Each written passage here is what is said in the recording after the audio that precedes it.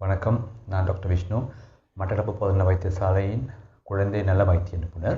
இந்த வீடியோவில் நான் சொல்ல போகிற விடயம் என்னவென்று சொன்னால், கொரோனா வைரஸை கண்டுபிடிப்பதற்காக, தொற்றை கண்டுபிடிப்பதற்காக செய்யப்படுகின்ற PCR பரிசோதனை பற்றிய விளக்கத்தை உங்களுக்கு தரலாம்னு நினைக்கிறேன்.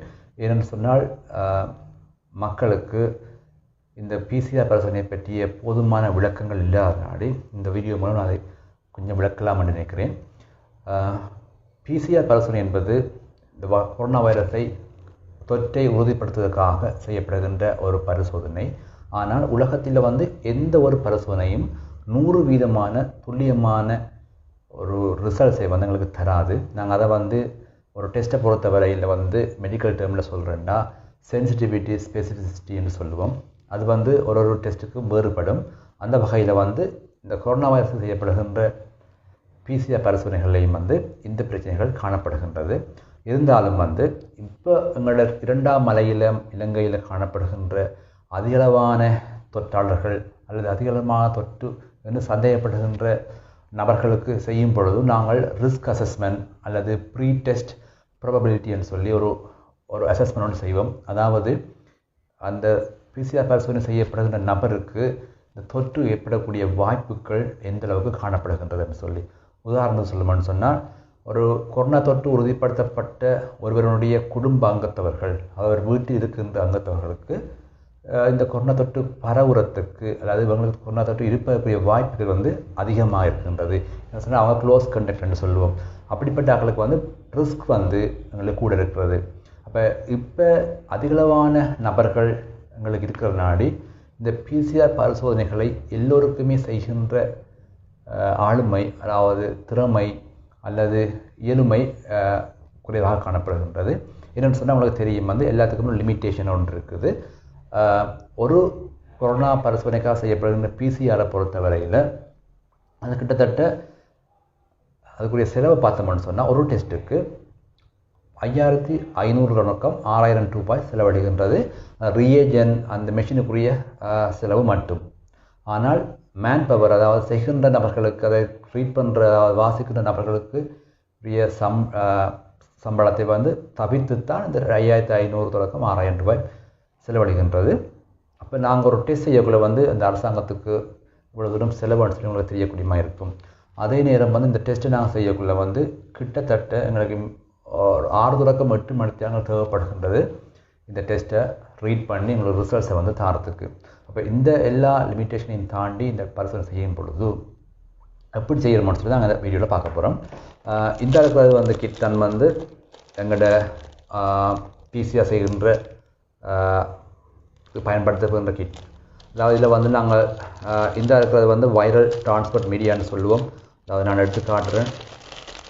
நாங்கள் ஒருவரிடமே இந்த மூக்கில் இல்லை தொண்டையிலிருந்து எடுக்கப்படுகின்ற ஸ்வெப்பை நாங்கள் இதில் கொடுத்து தான் எங்களோட லேபரட்டரிக்கு அனுப்ப போகிறோம். இது வைரல் டிரான்ஸ்போர்ட் மீடியா.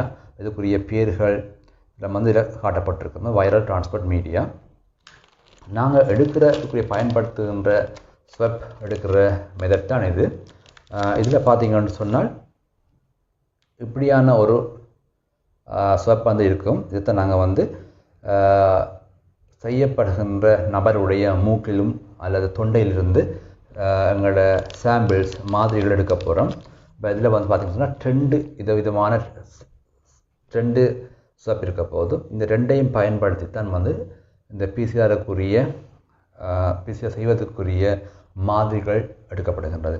அதாவது ஒன்று தொண்டையிலையும் அடுத்து மூக்குக்குள்ளேயும் எடுக்க போகிறாங்க. மூக்கில் எடுக்கிறது நேசோஃபரன்ஷியல் இல்லை, மிட் நேசல், அதாவது மூக்கின் நடுப்பகுதியிலிருந்து எடுக்கப்படுகின்ற ஒரு பரிசோதனை. அதனால் ஒரு 2.5 சென்டிமீட்டர் இந்தளவான அளவு தான் மூக்குக்குள்ளே விட்டு அந்த அதில் இருக்கிற வைரஸை நாங்கள் இதில் எடுத்து இந்த வைரல் டிரான்ஸ்போர்ட் மீடியாவில் லேபரட்டரிக்கு அனுப்பி அங்கே ப்ரோசஸ் பண்ணி இந்த பரிசோதனை மூலம் இது நெகட்டிவாக அல்லது பாசிட்டிவான்னு சொல்ல போகிறாங்க. அப்போ நான் சொல்லும் போல ஒன்று மூக்குள்ளே எடுக்க போகிறாங்க. கிட்டத்தட்ட ஒரு 2.5 சென்டிமீட்டர் அளவு மூக்குள்ளே செலுத்தி இந்த பரிசோதனை தான் எடுக்க போகிறாங்க. அடுத்தது தொண்டைக்குள்ளே, அதாவது வாயை ஆவான்னு சொல்லி தொண்டையிலிருந்து இந்த சாம்பிள் ஸ்வெப் எடுக்க போகிறாங்க. அப்போ இந்த ட்ரெண்டையும் இந்த இதுக்குள்ளே அனுப்பி எங்களோட லெபோரட்டரி டிரான்ஸ்போர்ட் பண்ணி அங்கிருந்து தான் இந்த பரிசோதனை முடிவுகள் 6 தொடக்கம் 8 மணித்தியாலத்தில் எங்களுக்கு கிடைக்கக்கூடியமாக இருக்கும். எனவே இது அவ்வளவு பயங்கரமான வலியை ஏற்படுத்துகின்ற அசௌகரியத்தை ஏற்படுத்துகின்ற பரிசோதனை அல்ல. சாதாரணமாக மூக்குக்குள்ளே ஒரு விரலை விட்டாலோ அல்லது இதை விட்டாலோ எப்படி இருக்குமோ அதுக்குரிய ஃபீலிங் தான் உங்களுக்கு இருக்க போகுது. எனவே ஒருவரும் இதுக்கு இந்த பரிசோதனையை பற்றி பயப்படக்கூடாது. ஏனென்று சொன்னால் இந்த பரிசோதனை செய்வதன் மூலம்தான் ஒருவருடைய தொற்றை உறுதிப்படுத்தி அவரை மற்றவர்கள் தனிமைப்படுத்தி இந்த தொற்று மக்கள் மத்தியில் பரவாமல் இருப்பதற்கு இந்த டெஸ்ட் எங்களுக்கு பங்களிப்பு செய்கின்றது. ஆனாலும் இலங்கையில் இப்போ மற்ற மெத்தட்டில் எங்களை செய்யறதுக்குரிய வாய்ப்புகள் காணப்படும். அதாவது இன்னும் 2 அல்லது 1 அல்லது 2 வாரங்களில் எங்களை ஆன்டிஜன் டெஸ்ட்னு சொல்லி ஒரு டெஸ்ட் வரப்போகுது. அதில் நாங்கள் ஃபீல்டில் செய்யலாம், அதாவது ஸ்க்ரீன் பண்ணலாம். அதில் உடனடியாக அதுக்குரிய ரிசல்ட்ஸ் எங்களுக்கு கிடைக்க போகுது. இதற்கு பாசிட்டிவாக அல்லது நெகட்டிவான்னு சொல்லி பாசிட்டிவாக அந்த ஆன்டிஜன் டெஸ்ட்டில் பாசிட்டிவாக வருவான்னு சொன்னால் அவங்களுக்குரிய பிசிஆர் செய்து அந்த தொற்றை உறுதிப்படுத்தக்கூடிய ஒரு நிலைமை எங்களுக்கு ஏற்படும். ஈஸியாக இருக்க போகுது. என்னென்னு சொன்னால் எல்லாருக்கும் பிசிஆர் செய்ய தேவையில்லை. உடனடியாக ஆன்டிஜன் செய்கிறோம், அதில் பாசிட்டிவ்னு சொன்னால் மட்டும் பிசிஆர் செய்கிறோம். அதனால் செலவை நான் குறைக்க போகிறோம். எனவே இந்த கொரோனா தொற்றை இந்த இலங்கையிலிருந்து கட்டுப்படுத்துவதற்காக மக்கள் எங்களுக்குரிய அனைத்து விதமான சமூக பொறுப்புகளையும் பின்பற்றுவதன் மூலம்தான் எங்களோட நாட்டையும் நாட்டு மக்களையும் எங்களால் காப்பாற்றக்கூடியமாக இருக்கும். நன்றி.